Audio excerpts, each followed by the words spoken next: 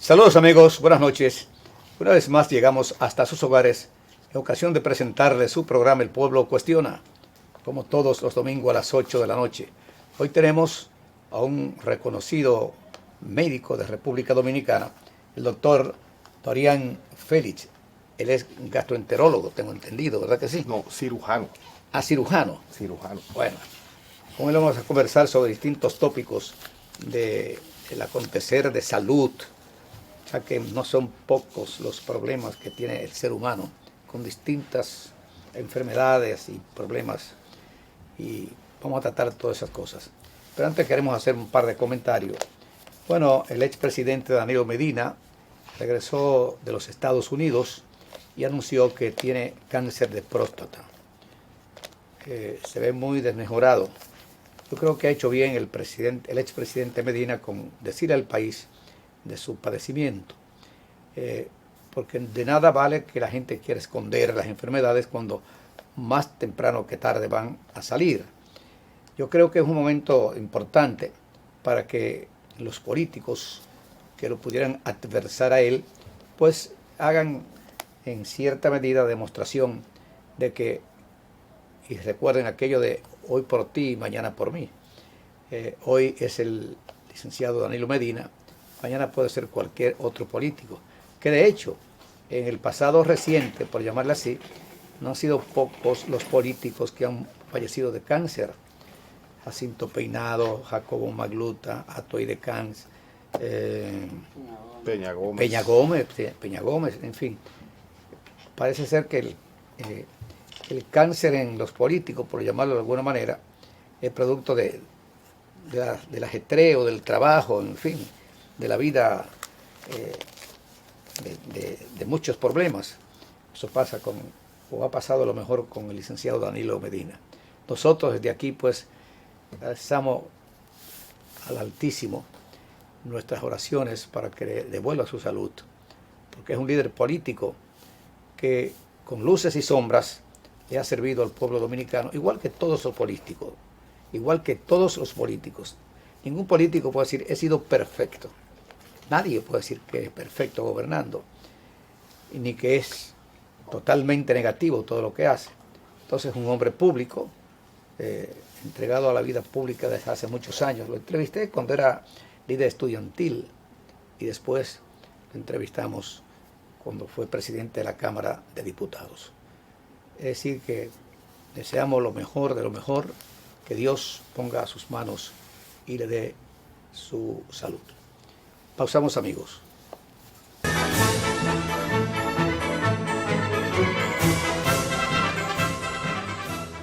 Presencia del doctor Dorian Félix. ¿Cuál es su especialidad? ¿Te acusa? Cirujano general. Ah, cirujano. Y dentro de ello, cirugía mínimamente invasiva, sí. Laparoscopía. Sí. Leímos algo de una reseña periodística de un periódico y te habló de algo que parece ser que es el pan nuestro de cada día en muchas personas, es el reflujo. ¿Qué provoca el reflujo a tantas personas? Primero tenemos que comenzar nuestros hábitos alimenticios, nuestro estilo de vida. Pero vamos a comenzar a entender primero un poco sobre la enfermedad por reflujo. Hay que diferenciar lo que es un reflujo prácticamente normal. Todos presentamos en algún momento de nuestra vida esa acidez. Exacto. A nivel de aquí del esternón, en el medio del pecho. Pero 1 o 2 episodios de vez en cuando vamos a decir que hasta natural, aunque incómodo. Pero ya cuando eso se vuelve nuestro día a día, ya entonces se convierte en una enfermedad por reflujo. Está descrito cuando es más de 2 por semana, 2 episodios. La realidad es que los pacientes con reflujo padecen de esos episodios por mucho, más de 2, 4 diarios, con cada alimento y aún sin los alimentos. Para entender un poquito qué es el reflujo, es cuando el contenido del estómago, que está alimentos mezclados con ácido, pero en muchas ocasiones el ácido per se devuelve hacia el esófago. El esófago es ese tubito por el cual se canaliza el alimento de la boca hasta el estómago. Y no debe de pasar de vuelta para atrás. Tenemos una válvula. ¿Y el esfínter? Ese es el esfínter, es una válvula muscular que evita, ella cuando el alimento pasa, ella se relaja y ya una vez pasó, cierra para que el alimento no se devuelva. Ahora, ¿qué sucede? Por múltiples cosas, esta válvula, este esfínter, no funciona adecuadamente. Y entonces ahí tenemos la enfermedad por reflujo. ¿Qué sucede? El estómago está diseñado para trabajar en un medio ácido, para manejar esa acidez. Pero ningún órgano del cuerpo está diseñado así. Así que cuando ese ácido se devuelve hacia el esófago, pues entonces quema. Y ahí es donde viene el dolor. Y esa sensación desagradable. El ardor. El ardor, que es la principal, pero no la única sintomatología de una enfermedad por reflujo. Algo como un asma inexplicable, y puede ser una enfermedad por reflujo que tiene ese paciente. Y lo presenta como trastornos respiratorios. Inclusive también una de las manifestaciones más frecuentes es inflamación de la laringe. Una tos persistente. El paciente dice, bueno, pero no tengo problemas respiratorios, no tengo infección de garganta, pero tiene una tos, y muchas veces nocturna, cuando está acostado, plano. Sí, horizontal. Horizontal. Y esa es una de las manifestaciones de una enfermedad por reflujo. Que en el pasado hablábamos de una hiperacidez. Sin embargo, hoy en día se está hablando de una falta de acidez en el estómago. Explíquenos eso, doctor. Hablar un poquito técnico, el pH, que es la escala por la que se mide la acidez, va de 0 a 14, o de 1 a 14. Siendo 7 el pH neutro. Si es por encima de 7, hablamos de alcalino. Usted habrá oído mencionar mucho, ¿no? Sí, que hay claro. que beber agua alcalina. Agua alcalina. Exacto. Si es por debajo de 7, entonces ya es un pH ácido. Pero cada numerito que baja, por ejemplo, de 7 a 6, no es que bajó una unidad de pH. La acidez es un múltiplo de 10. O sea, 6 es 10 veces más ácido que 7. 5 es 10 veces más ácido que 6, por lo tanto, 100 veces más ácido que 7. Y así sucesivamente.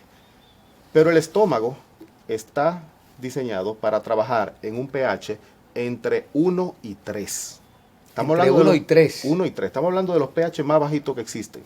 Estamos entre los 4 animales con el pH más bajo estomacal. ¿Para qué sirve esto? Esa acidez es necesaria, porque esa acidez es la que nos ayuda, primero, digerir los alimentos. Segundo, una barrera de defensa. Evitamos ahí que bacterias, hongos, entren a nuestro sistema digestivo y lo contaminen. Entonces ese ambiente que se crea en el estómago tiene esas dos funciones principales. Digerir los alimentos para luego entonces irlos preparando para que el intestino pueda absorberlos y eliminar las cosas no deseables como bacterias, hongos, para que no vayan a contaminar nuestro organismo. Entonces, si hablamos de que el estómago viene para manejar un pH entre 1 y 3, sería ilógico hablar de hiperacidez como una causa del reflujo. Entonces ahí viene, y sobre todo muchos médicos ahora mismo le llaman medicina funcional, son los que se han dedicado más a este tipo de estudios, y han visto que es que una de las causas es que cuando el pH del estómago no es lo suficientemente ácido, el esfínter no cierra adecuadamente. El esfínter no cierra. La válvula no cierra bien. O sea, la válvula necesita de una acidez alta, la que está manejando el estómago normalmente, para que él cierre competentemente. Esa es una de las causas. Pero eso tiene cura, ¿Esa baja de acidez o el reflujo? No, digo el reflujo. Sí. Los gastros, que son los que lo manejan inicialmente, recuerda, ya los gastros nos los refieren a los cirujanos cuando ya han tratado a ese paciente, usualmente cambios en el estilo de vida, medicamentos como los inhibidores de la bomba de protones, omeprazol y demás familiares, ranitidinas en el pasado, antiácidos locales. Y ya cuando el paciente no logra mantener una calidad de vida, con estos medicamentos, pues entonces nos los refieren a ver si normalmente cuando hay una hernia hiatal presente, que ahí es donde nosotros corregimos esa hernia para tratar de corregir el problema de reflujo. Ahora, ¿qué pasa? No todas las hernias hiatales causan problemas de reflujo. Es tanto así que vemos, hay estudios de pacientes postquirúrgicos de hernia hiatal que hablan hasta de un 65% de fallo en el manejo de la enfermedad por reflujo en pacientes postquirúrgicos. Hasta un 65%. Hasta un 65%. En un principio se hablaba de que la tasa de éxito era hasta de un 89% cuando se comenzó a hablar de las fundoplicaturas, que es como se llama las técnicas. Pero luego, eso fue al principio, habían pocos cirujanos, pocos pacientes se trataban, la selección era también mucho más estricta. Luego de que la técnica ha ido diversificándose, más cirujanos la hacemos, la laparoscopía también ha tomado una parte muy importante en este progreso, porque ya se hace de una forma mínimamente invasiva, con 4 pequeños orificios y los instrumentos y la cámara, pues podemos hacer grandes cirugías, que antes había que hacer unas incisiones medio a medio el abdomen, ¿sí?, ya sea vertical o transversal, y ahora lo hacemos con hoyitos, literalmente, en buen dominicano. Pero la persona está sedada, o sea... No, es anestesia general. Anestesiada. No es anestesiada. No es un procedimiento ambulatorio, es una cirugía realmente de mucha envergadura. Uno trabaja con un área delicada, lo que es el diafragma, que es lo que separa el tórax del abdomen, y ese orificio, que es lo que se llama el hiato esofágico, que es por donde pasa el esófago del tórax hacia el abdomen, pero por ahí también están las pleuras, por ahí se encuentra cerca el corazón. O sea, es un área delicada para trabajar. Ahora, ¿qué pasa? Que cuando ponemos entonces a ver, cónchale, ¿por qué esta falla de hasta un 65% en pacientes operados? Y vemos que es que no estamos tratando la causa del reflujo. Estamos haciendo cambios anatómicos para tratar de ayudar al cuerpo a luchar contra el reflujo. Pero el reflujo sigue siendo incompetencia del esfínter. Entonces, del esfínter esofágico inferior, de esa válvula, que es la que debe de evitar. ¿Es que pierde elasticidad o qué? ¿Por qué? Pierde el tono muscular, o el contenido del abdomen sobrepasa. Se considera, hay estudios, la manometría, que es un estudio que hacen los gastros, donde se mide el tono del esófago completo y sobre todo del esfínter esofágico inferior, de la musculatura, donde nos dice si ese esfínter está relajado o hipotónico o está hipertónico. Por ejemplo, hay otra enfermedad que es la acalasia, donde el esfínter no se relaja, se mantiene cerrado, y un esfínter con una tonicidad adecuada. Ahora, ¿qué pasa? Aún con un esfínter con un tono adecuado, si yo tengo un aumento en la presión del abdomen, del estómago, se va a devolver el alimento, se va a devolver el contenido ácido. Se considera que debe de haber por lo menos una diferencia de 4 milímetros de mercurio en la presión del esfínter esofágico inferior con relación al estómago, para evitar el reflujo. Ahora, ¿por qué pasa esto? Ahí vienen múltiples causas. Uno, ya estamos viendo ahora, se está relacionando mucho con la falta de acidez. ¿Qué también nos enseña esto? Y es hasta preocupante, que hemos estado tratando la enfermedad por reflujo al revés. Así. Nosotros tratamos la enfermedad por reflujo número 1 con inhibidores de la bomba de protones, omeprazol y familiares, para disminuir la acidez del estómago. Porque con eso disminuimos la acidez del estómago, no pasa tanto ácido al esófago y uno se siente mejor. Pero entonces estamos hablando, o se está viendo hoy en día, que esa es una de las causas. Esa falta de acidez en el estómago es la que me provoca a que no trabaje adecuadamente esa válvula. O sea que ahí tenemos que repensar todo el tratamiento de la enfermedad por reflujo. Como le comenté al principio, los estilos de vida siguen siendo lo principal. No comer en abundancia para no aumentar la presión del estómago y puede entonces hacer que se devuelva el contenido gástrico. Ya lo de la posición al dormir, que si dormir semisentado, 2 horas antes, son, vamos a decir que trucos, pero no me van a curar el paciente. Me van a ayudar a manejar, a tratar esa sintomatología para que el paciente se sienta mejor, pero no estoy tratando de resolver el problema. Los alimentos que contengan mucho picante, mucho condimento, que irritan el estómago, también eso hace que se devuelva con más facilidad el contenido alimentario. ¿Como cuáles alimentos, por ejemplo? En sentido general, todos los picantes y los condimentos, por ejemplo, nosotros los dominicanos comemos comida muy condimentada. Y mucha sal muchas veces. Ahora le voy a comentar de la sal, que va a sonar también un poco contradictorio. Pausamos, amigos.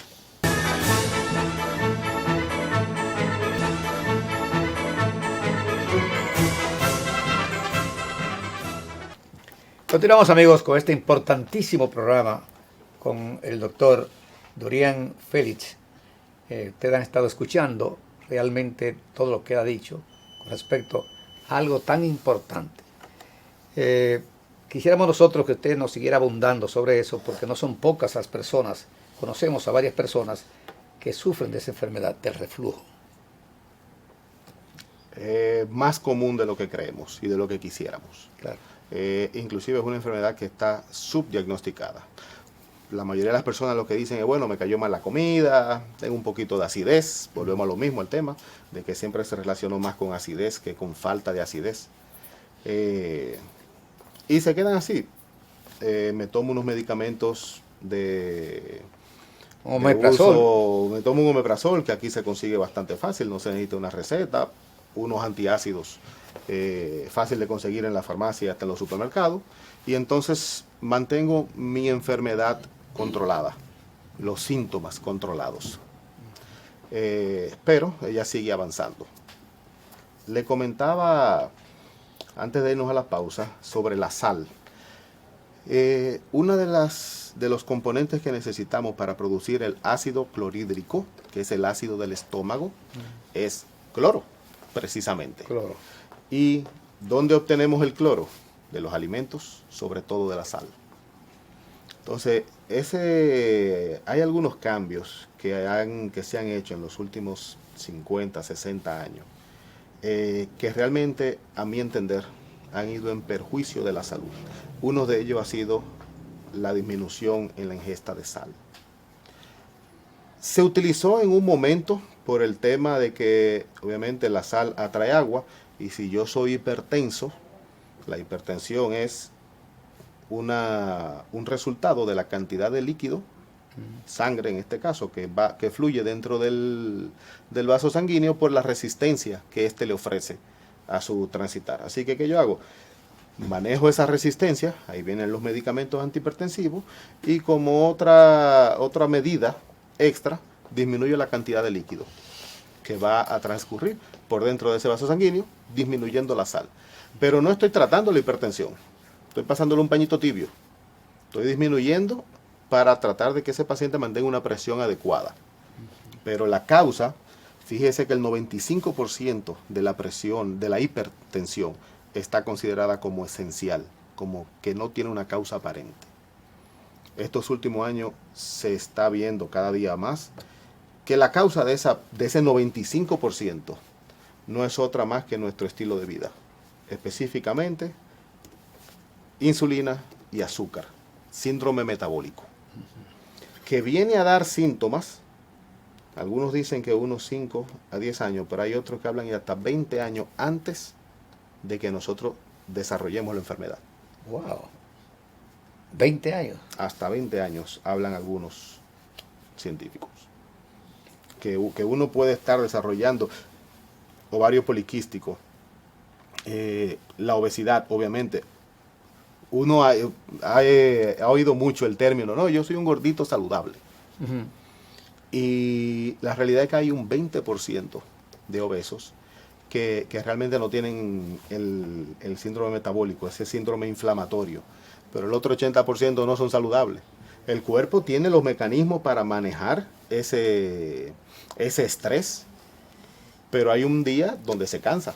Claro. Y entonces ahí es donde viene, concho, este año me dio hipertensión, me dio diabetes, se me cayeron todos los palitos juntos. No, tu cuerpo vino tratando de contener esa avalancha durante todo este tiempo y ya se agotaron las medidas de prevención. Y entre esos ha caído el tema de la sal, y eso hace que nosotros no tengamos una producción adecuada de ácido clorhídrico para tener una acidez adecuada en el estómago. Y si a eso le sumamos los medicamentos que utilizamos para disminuir la acidez del estómago, pues entonces hemos cambiado totalmente el ambiente del estómago natural. Eso hace que inclusive no podemos... O sea que la sal hace un papel medicinal. Sí. Y sobre todo la sal natural. Se habla mucho de la sal del Himalaya. Se puso de moda. Sin embargo, el tema con la sal del Himalaya es porque era una sal natural. Ahora la encontramos en los supermercados como una sal refinada del Himalaya, rosada, pero ya refinada. La idea de que sea una sal natural es que no solamente contiene sodio y cloro, sino que contiene muchos otros electrolitos y minerales igual de importantes, magnesio, zinc, que incluso necesitamos de un medio ácido para poder absorber todos esos minerales y electrolitos. Porque se pensaba que la sal pues podía causar problemas en el corazón, alta presión, cosas así. Se le atribuyó como buscando una de las causas de la hipertensión al consumo de sal. Pero realmente no. ¿Qué sucede? Lo que hemos visto es que el paciente que tiene la dieta antes de los 1950 teníamos una dieta rica en grasas animales, que luego entonces se cambió, se dijo que esto era poco saludable. Sin embargo, tenemos millones de años evolucionando en base a esa dieta. Claro. Y la cambiamos de repente por los aceites refinados. El ser humano, mágicamente y por su ingenio, creó un aceite mejor que el que pudo crear la naturaleza. Pero no solo eso, si nos ponemos a pensar que es un aceite, lo primero que te dicen que es vegetal, los vegetales no tienen aceite. Son aceites de semilla, que tampoco tienen grandes cantidades, sino que tienen que pasar por una cantidad de procesos químicos para poder obtener ese aceite, que al final, sin sonar conspiranoico, pero es veneno. O sea, realmente son grasas para nada naturales, que el cuerpo no sabe qué hacer con ellas y comienza a guardarla en una esquina. Lo peor del caso es que se habla ahora mismo de que para nosotros eliminar esas grasas que hemos ido alimentando nuestro cuerpo con ellas, se necesita de 4 a 8 años. ¿Por qué? Las grasas forman parte estructural de nuestro organismo. Todas nuestras células, pared celular, está formada por grasa y proteína. Claro. Entonces, sacar esa grasa, sustituir esa grasa de esa célula, puede coger entre 8 y 10 años para limpiar el cuerpo completo de ello. No obstante, también nuestras hormonas son producto del metabolismo de las grasas. Hormonas masculinas y hormonas femeninas, neurotransmisores. O sea, es un sinnúmero de funciones que debe hacer el cuerpo, que se nos dijo en una época, no coman grasa. Los carbohidratos no hay problema. Y ahí entonces se introdujo cereales, pan, con una harina y un trigo modificado, que no es el trigo de hace 3.000 años, 5.000 años. Y entonces, ¿qué ha hecho? Se ha inflamado nuestro organismo, la obesidad subió, la tasa de infarto subió, y todo por nuestro estilo de vida, incluyendo la gastritis. O no tanto la gastritis, sino la enfermedad por reflujo. Así a grandes rasgos, ¿qué es lo más aconsejable para alguien que sufra de reflujo permanente? Bueno, primero buscar la causa, ¿okay? Porque si bien es cierto que el estilo de vida puede ayudarme a mejorar, pero hay otras condiciones. Por ejemplo, la presencia del Helicobacter pylori, que el gastro haga su endoscopía y vea si hay úlceras, si hay una irritación importante que deba ser tratada primero, antes de seguir con otros pasos. ¿Qué pasa con el Helicobacter pylori? Cambia el entorno del estómago para él poder sobrevivir en ese medio. Entonces nos baja la acidez, quita una mucosa protectora que tiene el estómago, y eso hace que entonces el ácido, en ese caso sí, el ácido del estómago natural daña la mucosa, pero es porque este microorganismo ha cambiado el ambiente natural, las barreras protectoras que tiene el estómago normalmente, que son irrigación y producción de mucos. Y hay que también, por ejemplo, el cigarrillo disminuye la irrigación y por eso disminuye la protección, una parte de la barrera protectora del estómago hacia ese medio ácido. Una vez descartado que no tengamos Helicobacter pylori, no tengamos una irritación mayor, podemos tratar los síntomas con la alimentación principalmente. Comer alimentos lo más sano posible, lo más saludable posible. ¿A qué me refiero con saludable? Alimentos que uno cocina. Tratar de eliminar lo que son alimentos preservados, alimentos procesados. Carbohidratos y grasas procesadas. Aceites refinados y carbohidratos, harina, azúcar específicamente.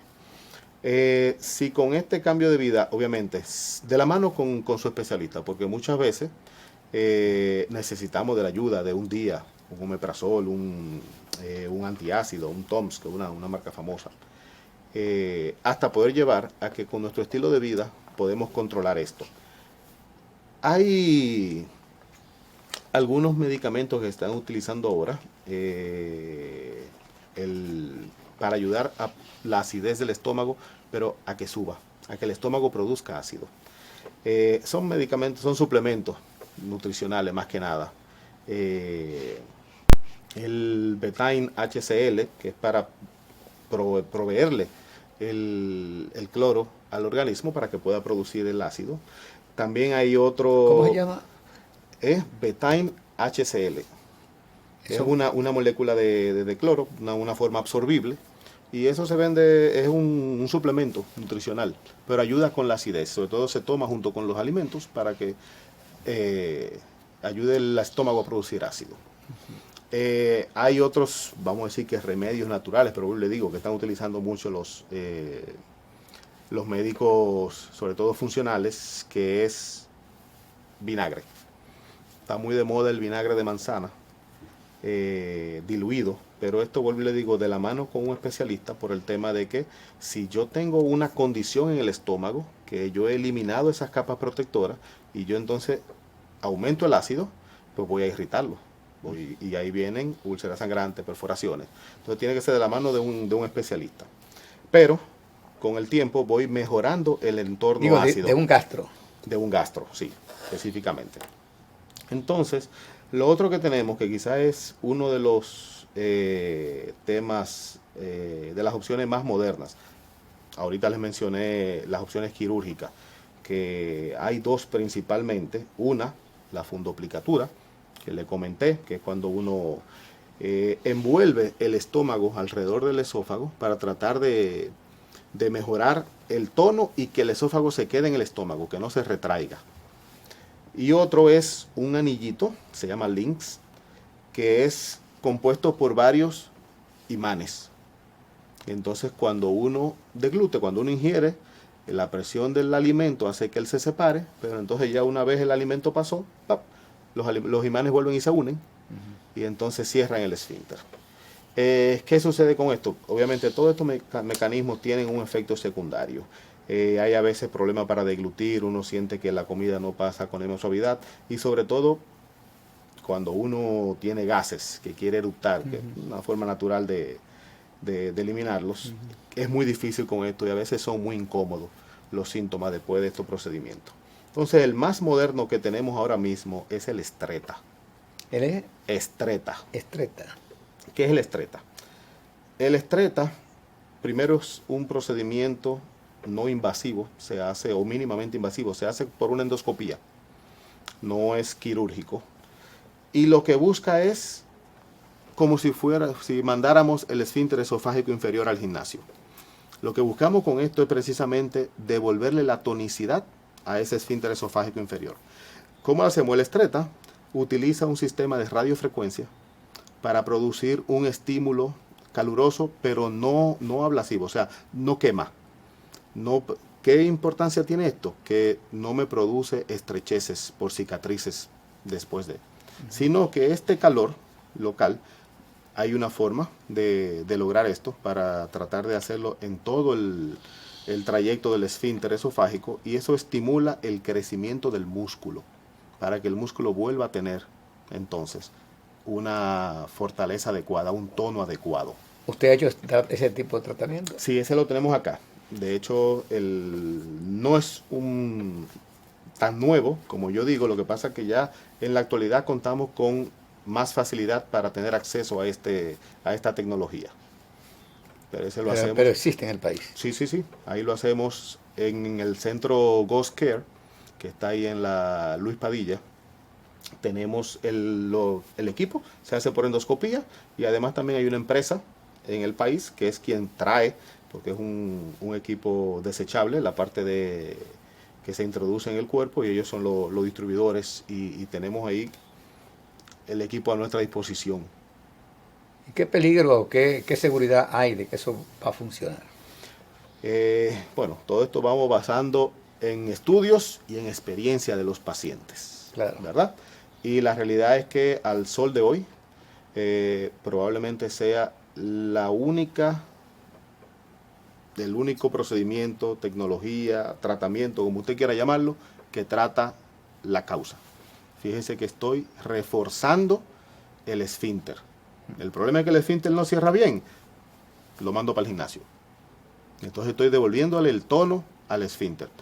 Claro está, esto no es milagroso, tenemos que llevar un estilo de vida, que es un estilo de vida saludable, como hemos hablado. Claro. Después el procedimiento no es instantáneo, es bueno saber eso, para que el paciente lo tenga claro, por lo mismo de que yo lo que estoy estimulando el crecimiento muscular.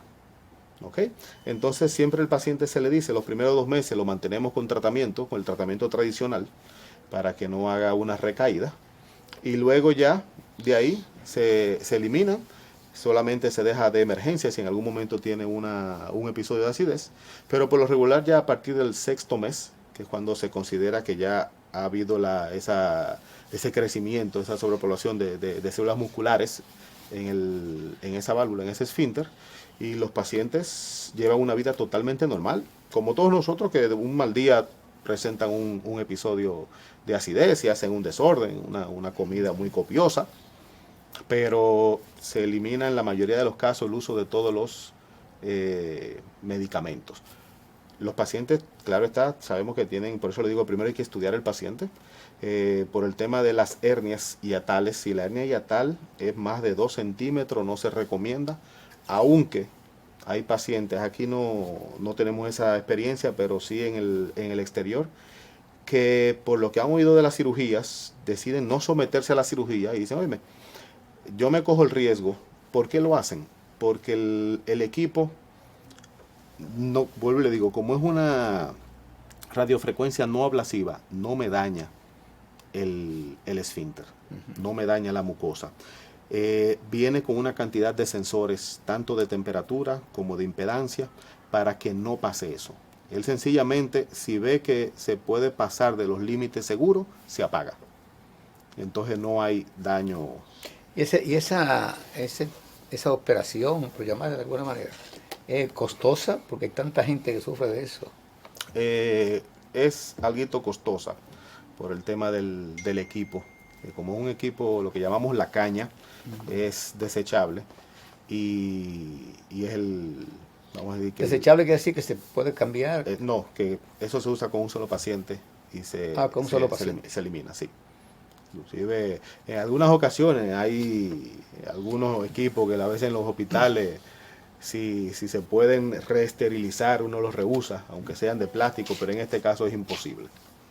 Y volviendo al caso de la alimentación, realmente, porque creo que tiene que ver mucho también los problemas del esófago con la alimentación, pero eso es después de la pausa.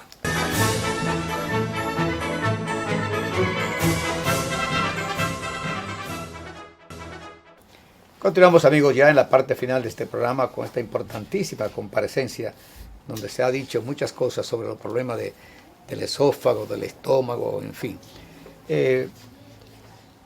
¿Hay edades, diríamos, que se prohíbe o que no es conveniente ese tipo de tratamiento de cirugía? No, No tiene restricción de edad. No tiene. Realmente más el tema de seleccionar el paciente, de ver cuál es la causa de su trastorno, de su reflujo, y entonces se le trata. Se hace, como toda endoscopía, se le hace una evaluación previa al paciente, una evaluación cardiovascular, porque va a ser sometido, aunque es una sedación, pero sigue siendo medicamentos anestésicos, entonces se debe hacer una evaluación previa, y si todo está en orden, o uno ve cualquier cosa que haya que corregir o tomar en consideración antes de, y luego entonces se lleva al paciente en las mejores condiciones a que se realice el procedimiento. Duración, diríamos, de esa cirugía. De ese procedimiento. De ese procedimiento. Qué bien. El procedimiento en sí tiene una duración alrededor de una media hora, 45 minutos. En sala, ¿verdad? Pero es un procedimiento ambulatorio. Y ya postoperatorio. Por eso le digo que es ambulatorio, el paciente se va a su hogar ese mismo día. Es como si hubiese salido de una endoscopía. Así. Que es un poquito más prolongada. Un poquito más prolongada. ¿Peligros en ese proceso? Los peligros de una endoscopía cualquiera, que básicamente el tubo, que si pueda lastimar un poquito la mucosa, que pueda haber un pequeño sangrado si hay una irritación muy importante, pero de hecho la caña que utiliza el equipo inclusive tiene una punta protectora de goma que es mucho más amigable incluso que el mismo endoscopio. O sea que no, y como le digo, los peligros que fuesen hipertermia, calor excesivo, el equipo viene con sensores para apagarse si nota que ya la temperatura está subiendo por encima de los valores predeterminados. O sea que es un procedimiento sumamente seguro. Aquellas personas que sufren de problemas estomacales, que siempre están tomando de todo, muchos medicamentos, muchas pastillas, cosas líquidas también, ¿cuál es su consejo? Que se atiendan. Que se atiendan. Lamentablemente, cada vez más frecuente vemos el tema de cáncer de estómago, cáncer de esófago, y es precisamente por uno minimizar esta sintomatología. Bueno, no, eso un poquito me cayó un poco mal la comida, tengo un poquito de acidez, pero con una pastillita lo resuelvo. Pero entonces a largo plazo vemos, es el peligro principal de la enfermedad por reflujo, que ese ácido que se devuelve hacia el esófago no está preparado para manejar ese pH, esa acidez, y entonces comienza a hacer cambios en su mucosa para poder sobrevivir, pero esos cambios degeneran en un cáncer, eventualmente, número uno. Y número dos, con el estómago ya per se, también el estómago, mis profesores de cirugía me decían, una de las cirugías más frecuentes que se hacían era incluso cortar los nervios del estómago para disminuir la acidez del estómago. Ya es una cirugía que se hace muy raro porque con el uso de los inhibidores de bomba de protones, omeprazol y familiares, ya el problema no es la acidez. Ahora el problema que tenemos es cáncer de estómago por falta de acidez del estómago, por uso constante de ellos, sin contar con problemas, hasta problemas de hueso, problemas de osteoporosis, porque si no tengo una acidez adecuada, no puedo absorber adecuadamente vitaminas, sobre todo la vitamina B12, anemia, magnesio, y ahí viene el tema de que el magnesio me le dice al calcio dónde quedarse en el hueso. Y entonces tenemos un sinnúmero de enfermedades relacionadas con este uso de medicamentos de forma continua, que la gente no habla, que uno lo deja como me siento bien, pero no vemos más allá, no vemos el largo plazo. Bueno, realmente yo creo que hemos sido lo suficiente, o el doctor ha sido lo suficientemente explícito en este. Justamente cogimos un tema en especial, el esófago, el estómago y la peligrosidad que hay con el mismo, con un descuido, ¿verdad? Que termina en cáncer. Una dejadez y puede terminar en un cáncer. Una dejadez. Y lo vemos cada día más temprana edad. Enfermedades que antes la gente decía que era de viejo, de hecho ya hoy son de jóvenes. Alcohol, por ejemplo. Alcohol, uno de los principales causantes. Irritante del estómago, del páncreas, del hígado y consecuencia cáncer de páncreas y de hígado sobre todo, uno de los principales causantes. Fumar. El cigarrillo también en exceso, obviamente, que me disminuye sobre todo la parte de la circulación, y la circulación es la principal barrera protectora de todos los órganos. Bueno, Bien, amigos telespectadores de República Dominicana y del exterior, acabaron de escuchar El Pueblo Cuestiona y la Salud. Hoy nos honró con su presencia el doctor Dorian Félix. Ha hecho una explicación bastante explícita para todo el mundo. Yo creo que debemos empezar a tomar medidas, cualquier persona que sufra de reflujo, en base a lo que él ha dicho en el día de hoy. Es muy probable que este programa lo volvamos a repetir para aquellas personas que han sintonizado tarde o que lo busquen en YouTube, nuestro canal de YouTube, El Pueblo Cuestiona, 1969. Para quien les habla Hercilio Veloso, un placer llegar a los miles y miles de hogares dominicanos, tanto aquí como del exterior. Gracias, doctor. A usted, don Hercilio, por la invitación. Buenas noches. A usted por acompañarnos aquí.